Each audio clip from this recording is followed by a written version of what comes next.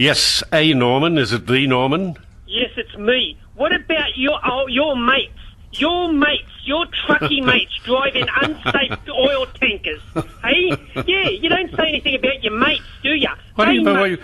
Excuse me, Norman. If you're talking about coots, we just talked about them. We talked about them yesterday, and I said yesterday very clearly, but obviously you weren't listening yesterday, that their licence should be totally revoked.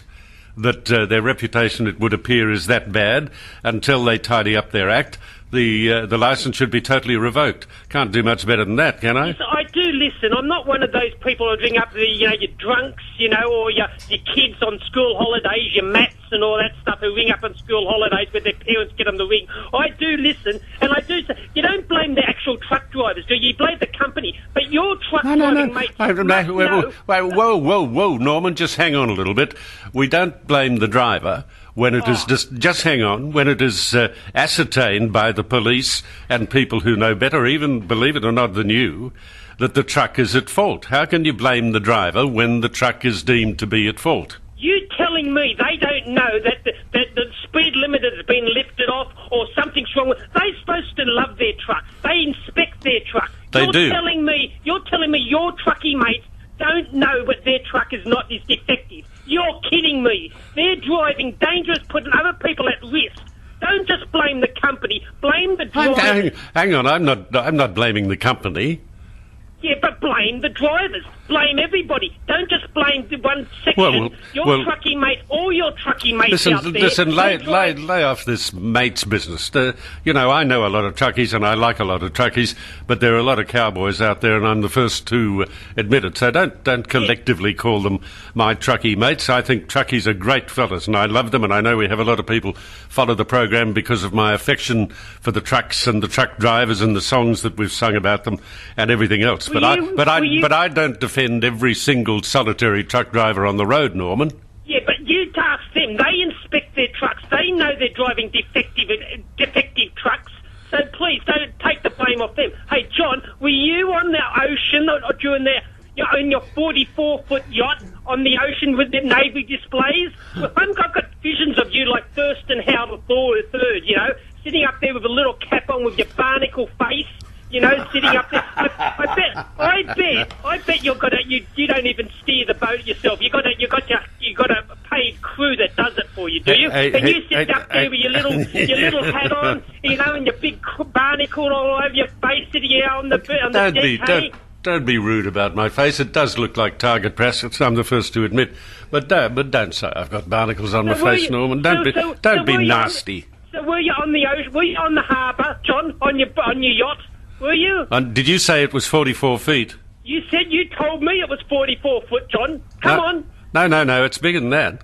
Oh, it's bigger than that. Yeah. Oh, come on, tell us. It's, I think, about 52. Oh, it's 52. It's grown another 8 foot, huh? Yeah, good. Well worked out, Norman. You had to ask last week. Your big brain, you had to ask your ladies there. How long was my boat? You don't even know, do you? I do now, because I asked you had to find out after me prompting you. Yes, that's right. I don't know how big is my boat? How big is my Norman, boat? I really don't know how I could do the program without your help. I know. I just keep prompting you, don't I? And you're very handy to have. No argument there. But you haven't answered my question. Were you on the harbour? No. Oh, tell me. Oh, you missed out. I thought you must be, because all those ads you had for the New South Wales Maritime, where we had to put up the prawn or lure for every day for a year, 5 times a day, 10 times a day, every ad break. Prawn or lure. So you must have some contra deals with the New South Wales Maritime to moor your boat somewhere. I don't know what you're talking about. You don't listen to your ads, do you? Norman. You're just a raving idiot. You just rave. No. You don't listen to your ads, do you? We got to put up with the same ads for One Solution and Patonga Beach and all these rubbish ads that we have to put up with because you don't have any sponsors. I know you've got to replay the same ones over and over and over again. Oh, Norman, go away. God, you're a pain in the arse. You really are.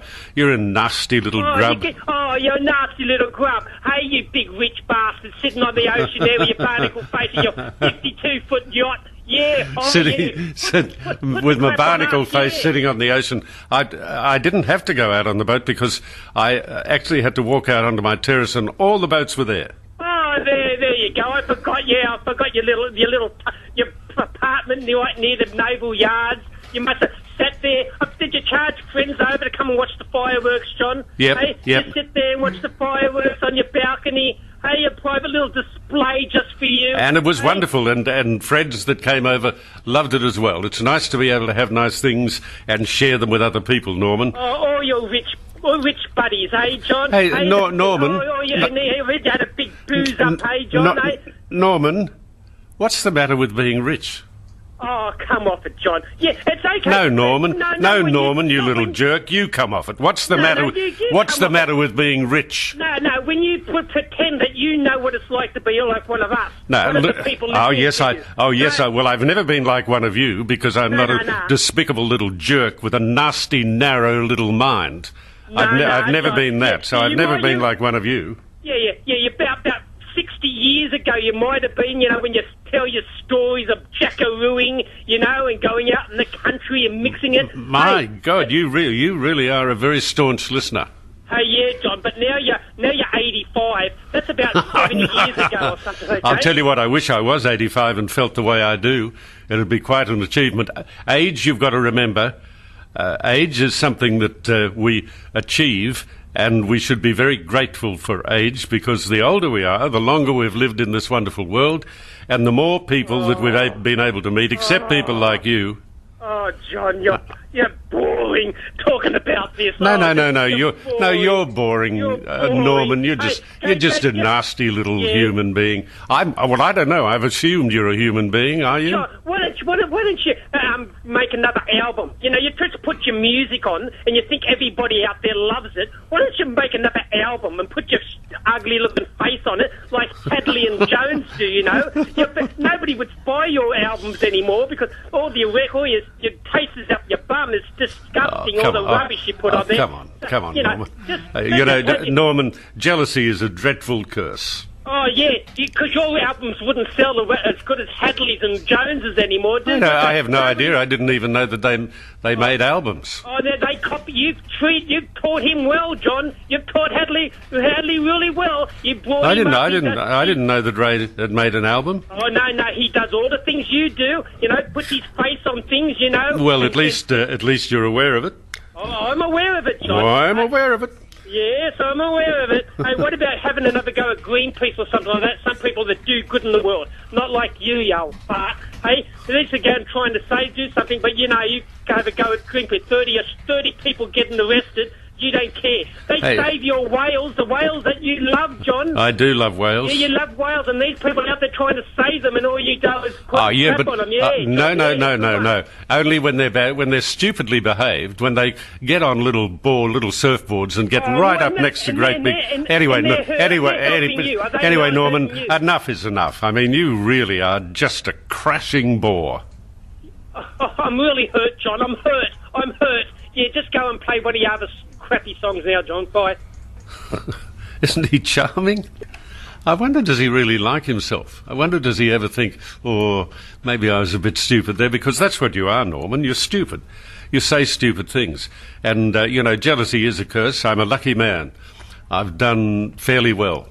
And I've worked very, very hard in order to do very well, because I've always been determined. And I think Norman is determined too. Determined to be the biggest pain in the arse on the face of the earth. Give us a call. Tell us we're all laughing about Norman. Norman, really, it's time you stopped making a fool of yourself. I suspect that you are a grown human being. I almost said man. But I suspect you are a grown human being. And really, you should learn to behave yourself a little bit better than that. It's the jealousy thing, Norman. I'm a very, very lucky man. I'm the first to admit I'm a very lucky man. I was born with one thing that was worthwhile, and that happened to be a voice. I worked on that very hard for a very long period of time. Not the voice, what I did with it. And Norman, I've been fortunate. I'm the first to admit it. I'm very, very fortunate. And you're right. I am next to the naval base, and I was sitting on my balcony looking out onto Sydney Harbour. But I don't think there'd be too many people out there listening who wouldn't think, well, you did work hard, and you might be a pain in the backside, and you might be this, and you might be that, but you did work hard, and you got what you wanted to get. So, Norman, go away. Just look in the mirror. Oh, no, don't do that.